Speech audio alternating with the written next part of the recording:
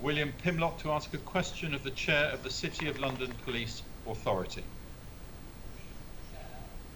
My Lord Mayor, in June of this year, following the brutal murder of George Floyd and the Black Lives Matter protests that followed, a members' briefing was held by the new chair of the Police Authority Board, indicating a commitment to take the steps necessary to ensure fair treatment and outcomes for black minority ethnic individuals who come in contact with city police.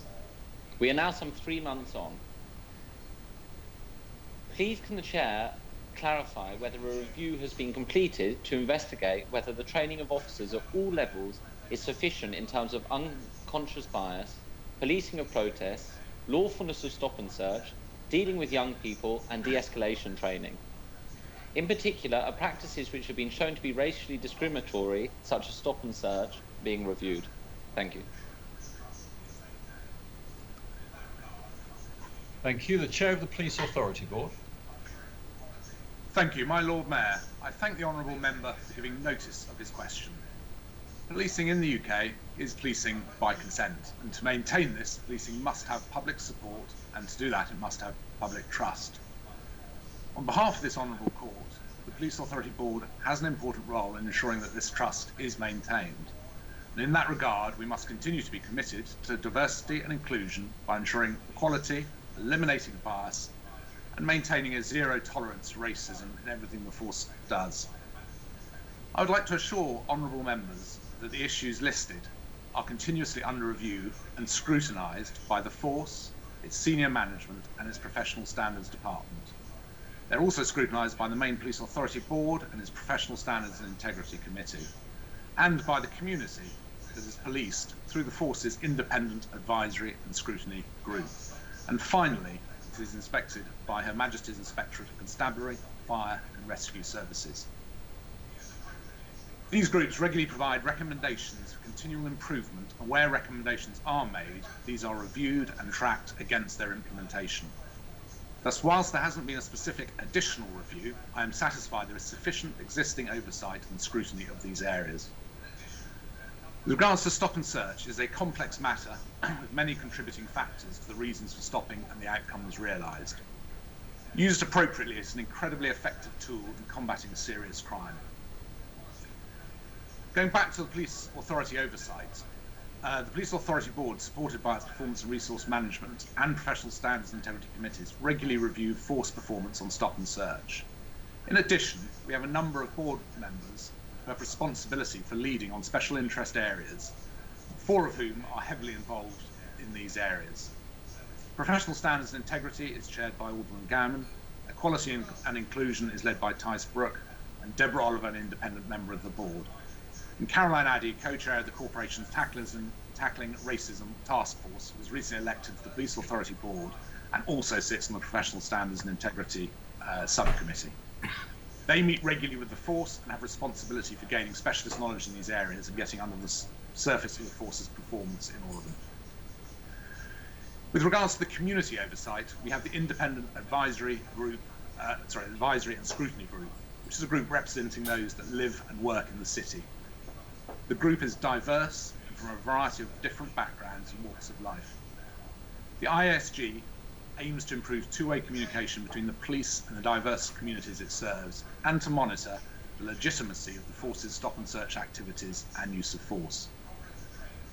The force is pleased to report that membership is healthy and attendance at meetings consistently high, with members receiving and discussing presentations on a range of relevant topics, including stop and search, and making recommendations thereon. The training in the appropriate proportionate and legitimate use of powers is fundamental to policing. Comprehensive training is provided to all officers within the force on the appropriate use of stop and search powers before they can exercise these on the street, including advice on engagement with young individuals. This follows best practice across policing as set out by the Home Office and College of Policing, and this best practice is regularly reviewed and updated by both bodies. The work through the IASG further supports this approach and understanding the relevant sensitivities both within the community and within the force. This is supplemented by additional training that officers receive specifically on unconscious bias. In addition, regular dip sampling is carried stop search forms to ensure that grounds for the stop are valid. Any individual areas of concern identified are raised with the officer concerned via the line manager. Any systematic issues are raised through the force's organisational learning forum and integrity standards board, which the authority's chair of professional standards integrity is a member. De-escalation training takes place in personal safety training, where the conflict resolution models are discussed at length, and mandatory personal safety training has to be completed by all officers once every 6 months. With regards to public order, only officers that pass the necessary training are able to turn out for policing public order events, and this training must be kept up to date. For level 2 officers, that training is 2 days training every 6 months.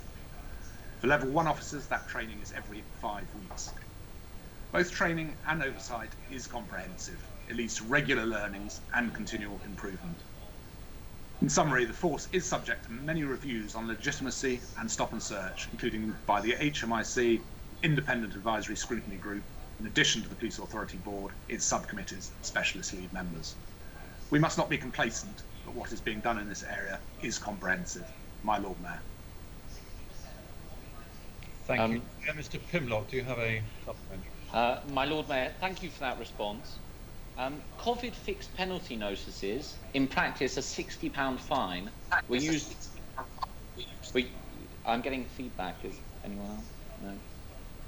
COVID fixed penalty notices, in practice a £60 fine, were used disproportionately by the City of London Police against BAME individuals. 60% of all COVID-19 fixed penalty notices issued by the City of London Police were issued to persons of perceived BAME background, 55 of 92. In one case, a vehicle was stopped and it was found that those inside were not part of the same household and they were fined. Moving forward, is the City of London Police Authority reviewing these worrying figures and reconsidering its use of COVID fixed penalty notices as discriminatory? And also, anyone that's been following the news will have seen that there's going to be more and more powers allocated to the police to tackle groups larger than 6. And given the record that the City of London Police have in terms of what happened with the COVID notices, this is obviously something we need to be alert to. Thank you. Thank you, Mr. Pimlott, the Chair. Thank you. My Lord Mayor, I thank the Honourable Member for giving notice of his supplementary question. The introduction of powers that restrict freedom of movement is unprecedented in modern times. The City of London Police has adopted a national position and guidance throughout the pandemic in relation to the enforcement of emergency powers through the adoption of the 4 E's: engage, explain, educate and enforcement, with enforcement used sparingly and as a last resort. During the early phase of lockdown, the City of London Police resorted to the use of enforcement in the form of fixed penalty notices on 19 occasions within the city, which was one of the lowest rates in the country. Of those 19, 10 were perceived to be from BAME background, or 52%. Since members were last updated, there have been a further 8 fixed penalty notices issued under COVID regulations in the city during the recent Extinction Rebellion protests, with 100% of these individuals identified as being from white backgrounds. This brings the total to 27 COVID fixed penalty notices issued in the city, 10 to BAME individuals, or 37% of the total.